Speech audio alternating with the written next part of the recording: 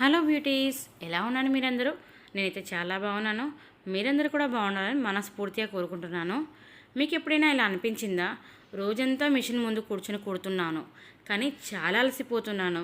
అయినా నెల చివరికి చేతిలో డబ్బు మాత్రం ఉండడం లేదు. ఎందుకు? ఇది మీ ఒక్కరి సమస్య కాదు, చాలామంది టైలర్ల పరిస్థితి ఇదే. దానికి కారణం కష్టపడకపోవడం కాదు, డబ్బును హ్యాండిల్ చేసే విధానంలో జరిగే కొన్ని చిన్న చిన్న తప్పుల వల్ల. ఈరోజు నేను చెప్పబోయే 7 ఆర్థిక తప్పులలో ఏ ఒక్కటి మీరు చేసినా కూడా ఎంత పని చేసినా డబ్బుని ఇవ్వడం మాత్రం కష్టమవుతుంది. అందుకే వీడియో చివరి వరకు చూడండి. చివరి పాయింట్ వల్లే చాలామంది టైలర్లు మంచి స్థాయికి వెళ్తారు, కానీ ఎవరో ఆ పాయింట్ని షేర్ చేయరు. కాబట్టి వీడియో అయితే పూర్తిగా స్కిప్ చేయకుండా చూడండి. మీకు యూస్ఫుల్ అనిపిస్తేనే లైక్ చేయండి, షేర్ చేయండి. ఇలాంటి మరిన్ని వీడియోస్ కోసం అయితే మన ఛానల్ తప్పకుండా సబ్స్క్రైబ్ చేసుకోండి. సబ్స్క్రైబ్ చేసుకున్న వెంటనే పక్కన బెల్ ఐకాన్ ఉంది కదా, అది క్లిక్ చేస్తే నేను వీడియో అప్లోడ్ చేసిన వెంటనే నోటిఫికేషన్ అయితే మీ వరకు ఈజీగా వచ్చేస్తుంది. ఇప్పుడైతే నేను కటోరీ బ్లౌజ్ కుడుతున్నాను. వీడియోలో చూపించేది అయితే ఇక్కడ మాకు ప్రిన్స్ కట్, అలాగే అక్కడ క్రాస్ కుట్టించుకుంటారు కదా, ఇక్కడ క్రాస్ కుట్టించుకోరు. అంటే మన వాళ్ళు క్రాస్ కుట్టించుకుంటారు తప్పితే మరాఠీ, మార్వాడి, గుజరాతీ వీళ్ళందరూ క్రాస్ కుట్టించుకోరు అన్నమాట. సాదా కుట్టించుకుంటారు, ప్రిన్స్ కట్, అలాగే కటోరీ, ఈ 3 టైప్స్ బ్లౌజెస్ కుట్టించుకుంటారు అన్నమాట. ఇప్పుడు నేను కటోరీ బ్లౌజ్ ఎప్పుడు షేడ్ చేయలేదని చెప్పి ఈ వీడియోలో అయితే షేర్ చేస్తున్నాను. మరి మీకు కటోరీ బ్లౌజ్ స్టిచ్చింగ్ మీద ఇంట్రెస్ట్ ఉంటే మాత్రం వీడియో కూడా చూడండి. నా మాటలు వినడమే కాదు, వీడియో కూడా చూస్తూ టిప్స్ అనేది తెలుసుకోండి. మొదటి తప్పు వచ్చేసి, కొంతమంది టైలర్లు కస్టమర్స్ పోకుండా తన దగ్గరే కుట్టించుకోవాలని చెప్పి ధర తక్కువ చెప్తారు. అలా చేయడం వల్ల మనం ఎంత పని చేసినా కూడా మనకు డబ్బు కనిపించదు. కాబట్టి మన పని తగ్గట్టు డబ్బులు తీసుకోవాలి. ఎక్కువ పని చేయడం కంటే సరైన రేటుకు పని చేయడం చాలా ముఖ్యం. ఇప్పుడు మీరు డబ్బులు ఎక్కువ చెప్తున్నారని చెప్పి వెనుతిరిగిన కస్టమర్సే రేపు మీ పనితనాన్ని గురించి తెలుసుకొని మళ్ళీ మీ దగ్గరికి కుట్టించుకోవడానికి వస్తారు. అందుకే మనం మాట్లాడొద్దు, మన పని మాత్రమే మాట్లాడాలి. ఇక రెండో తప్పు వచ్చేసి, కొంతమంది ఈరోజు డబ్బు వచ్చిందా వెంటనే ఇంటి ఖర్చులు, షాపింగ్, మిషన్కి సంబంధించిన వస్తువులు కొనడం, ఇలాంటివి చేయడం వల్ల చేతిలో డబ్బు మిగలకుండా అవుతుంది. ఎప్పుడు డబ్బులు చేతికి వచ్చినా ముందుగా సగం తీసి పక్కన పెట్టండి, మిగతా డబ్బు ఖర్చు చేయండి. ఇలా చేయడం వల్ల మన అవసరాలు తీరుతాయి, డబ్బు కూడా మిగులుతుంది. మనం ఎంత డబ్బు సంపాదిస్తున్నాం కాదు, ఎంత పొదుపు చేస్తున్నామో కూడా ముఖ్యమే. మనం సంపాదిస్తున్నాం కదా అని విచ్చలవిడిగా కూడా ఖర్చు చేయకూడదు. ఇక మూడో తప్పు వచ్చేసి, మనం చిన్న చిన్న ఖర్చులను లెక్క చేయం. 10 రూపాయలే కదా, 20 కదా, 30 కదా అని నెగ్లెక్ట్ చేస్తూ ఉంటాము. కానీ ఆ 10, 20, 30 ఈ చిన్న చిన్న ఖర్చులే రేపు ఒక పెద్ద ఖర్చుగా కనిపిస్తుంది.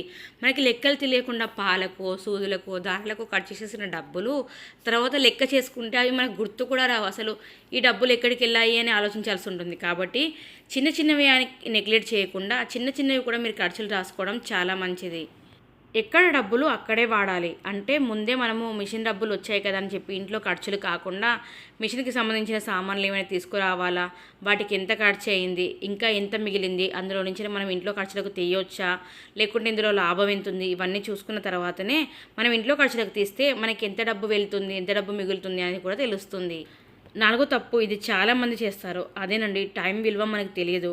టైం విలువను డబ్బుగా చూడకపోవడం. ఒక బ్లౌజ్ కుట్టడానికి 2 గంటల సమయం పడితే అదే 2 గంటల సమయంలో 2 బ్లౌజులు కుట్టే ఛాన్స్ కూడా ఉంది. అందుకే మన పని మీద ఫోకస్ పెట్టాలి.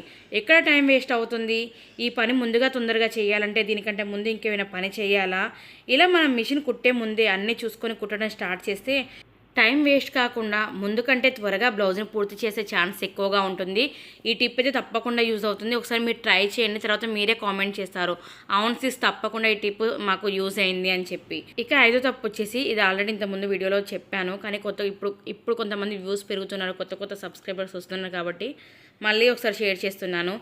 అదేనండి, కస్టమర్లు బ్లౌజులు, డ్రెస్సులు తీసుకొచ్చినప్పుడు వాటికి మొత్తం ప్రైస్ ఎంత అయిందో ముందే చెప్పిన తర్వాత అందులో సగం డబ్బు మాత్రం ఖచ్చితంగా ఇవ్వమనే చెప్పాలి. అలా అయితేనే మనం కష్టపడ్డదానికి ఫలితం వస్తుంది. మీరు డబ్బులు తీసుకోకుండా బ్లౌజులు తీసుకొని వాళ్ళు చెప్పిన డిజైన్లన్నీ కుట్టిన తర్వాత వాళ్ళు మనం చెప్పిన టైంకి బ్లౌజులు తీసుకోవడానికి రారు. అసలు కొందరైతే బ్లౌజులు ఇచ్చాము అనే సంగతి కూడా మర్చిపోతారు. వాళ్ళకి ఎప్పుడో ఆ చీర చూసినప్పుడు గుర్తొస్తుంది, చాలా రోజులు గడిచిపోతుంది, మనం అంత కష్టపడ్డదానికి టైం వేస్ట్ అవుతుంది అక్కడ. ఇంకొంతమంది ఏమో తర్వాత ఇస్తాను, ఇక్కడే ఉంటున్నాను కదా, నేను మీకు తెలిసిందాన్నే కదా అని ఏదో ఒక వంక చెప్పి బ్లౌజులు తీసుకెళ్తారు. వాళ్ళకి అసలు డబ్బులు ఇవ్వడానికి చెయ్యి రానే రాదు. మనం ఎన్నిసార్లు అడిగినా కూడా ఇప్పుడు ఇస్తాను, రేపు ఇస్తాను అని చెప్తారు తప్పితే డబ్బులు మాత్రం ఇవ్వరు. కాబట్టి మీరు ముందే అడ్వాన్స్ కనుక తీసుకొని పెట్టుకున్నారంటే వాళ్ళు ఖచ్చితంగా వచ్చి బ్లౌజులు తీసుకెళ్తారు. కాబట్టి మనం కష్టపడడానికి ఫలితం తప్పకుండా వస్తుంది. ఈ అలవాటు మాత్రం ప్రతి ఒక్క టైలర్ అయితే చేయాలి.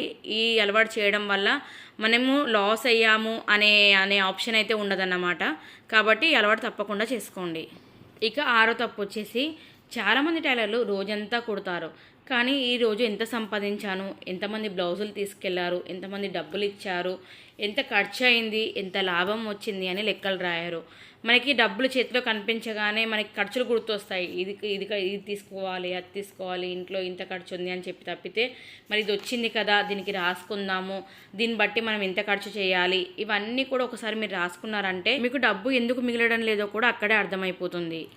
రోజంతా గడిచాకే మిగిలిన డబ్బునే లాభం అనుకుంటారు, కానీ అది చాలా తప్పు. ఎప్పుడు కూడా ఈ రోజు ఎంత డబ్బు వచ్చింది, ఎంత ఖర్చు అయింది, ఎంత మిగిలింది, ప్రతిదీ నోట్బుక్లో లేదా మొబైల్ నోట్ యాప్లో ఈ 3 విషయాలు తప్పకుండా రాయాలి. ఈ ఒక్క అలవాటు మీ బిజినెస్ని మార్చేస్తుంది. మీకు ఎంత పని ఉన్నా ఒక 5 నిమిషాలు కేటాయించి లెక్కలు తప్పకుండా రాసుకోండి. తర్వాత వచ్చే మార్పును మీరే చూస్తారు. ఇక ఆఖరిది, కానీ మొదటి స్థానంలో ఉండాల్సిందే, కానీ నేను ఆఖరిలో చెప్తేనే మీకు అన్ని టిప్స్ తెలుస్తాయని చెప్పి ఆఖరిలో చెప్తున్నాను. ఇప్పటివరకు ఎవరు వీడియో చూస్తారో అని తప్పకుండా కింద కామెంట్ చేయండి.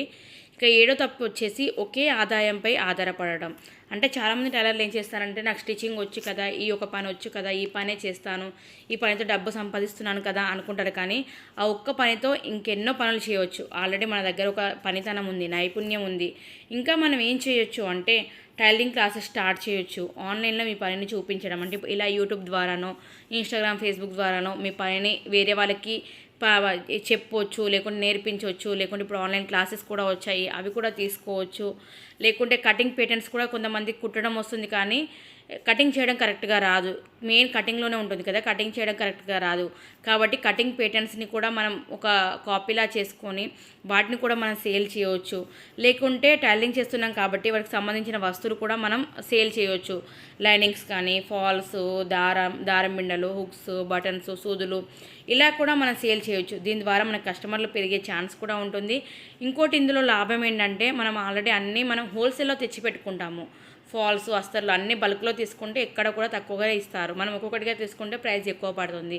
ఇవన్నీ మనకి యూజ్ అయ్యాయి కాబట్టి మనం స్టిచ్చింగ్ చేస్తున్నప్పుడు కూడా మనకు ఒక 5-10 రూపాయల లాభం ఎక్కువగా ఉంటుంది. అలాగే ఫాల్స్ కోసం, అస్తర్ల లైనింగ్స్ కోసం వచ్చిన వాళ్ళు మనం స్టిచ్చింగ్ చేస్తున్నామని తెలుస్తుంది కాబట్టి మన దగ్గర బ్లౌజులు, డ్రెస్సులు ఇచ్చే ఛాన్సెస్ కూడా ఎక్కువగా ఉంటాయి. కాబట్టి ఇది కూడా ఒక మంచి ఆప్షన్. ఒక టైలరింగే కాకుండా ఈ బిజినెస్ కూడా పెట్టుకోవడం అనేది ఒక మంచి ఆప్షన్ అన్నమాట. అలాగే నెల చివరిలో కూడా చూసుకోండి, నేను ఏ పని చేస్తే ఎక్కువ లాభం వచ్చింది, ఏ పనికి తక్కువ లాభం వచ్చింది, ఏ పనికి ఎక్కువ టైం కేటాయించాను, ఏ పనికి తక్కువ టైం కేటాయించాను, ఇవన్నీ చూసుకుంటే మీకు బ్లౌజులలో ఎక్కువ లాభం వస్తుందా, డ్రెస్సులలో ఎక్కువ లాభం వస్తుందా అనేది కూడా తెలుస్తుంది. డబ్బు మిగలకపోవడానికి కారణం ఎప్పుడు ఆదాయం తక్కువగా ఉండడం కాదు, కొన్ని చిన్న ఆర్థిక అలవాట్లు కూడా కారణం కావచ్చు. కాబట్టి ఈ అలవాట్లు మీరు చేసుకోండి. మీకు ఆర్థిక అభివృద్ధి ఎంత అవుతుంది అనేది మీకే తెలుస్తుంది. ఈ 7 తప్పులలో మీరు ఎక్కువగా ఏ తప్పు చేస్తారో అనేది తప్పకుండా కామెంట్ చేయండి. వీడియో నచ్చితేనే లైక్ చేయండి, షేర్ చేయండి. ఇలాంటి వీడియోస్ మరిన్ని ఇంకా మీ ముందుకు రాబోతున్నాయి. టైలరింగ్ బిజినెస్ని మనం ఎలా గ్రో చేసుకోవచ్చు అనేవి.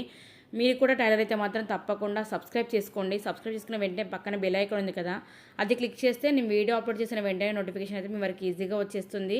చూస్తున్నాను కదా నేను కటోరీ బ్లౌజ్ని ఎలా కుట్టాను ఏంటి అనేది, కరెక్ట్గా కటోరీ మనకి ఎలా నిల్చుంది అనేది కూడా చూస్తున్నాను కదా. మీరు కటోరీ బ్లౌజ్ కుట్టొచ్చా లేదా అనేది కూడా కామెంట్ చేయండి. అక్కడ నాకు తెలంగాణ, ఆంధ్ర సైడ్ అయితే ఎక్కువ కటోరీ బ్లౌజెస్ కుట్టించుకోరు అని అనుకుంటున్నాను. కానీ ఒకసారి కుడితే మీకు కూడా ఒక ఐడియా వస్తుంది చూపిస్తే అని చెప్పి చూపించాను. వీడియో లాస్ట్ వరకు చూసారంటే thank you for watching. Next ఇంకా ఇంట్రెస్టింగ్ వీడియో రాబోతుంది, చాలామందికి యూజ్ అవుతుంది. తప్పకుండా సబ్స్క్రైబ్ చేసుకోండి. Thank you.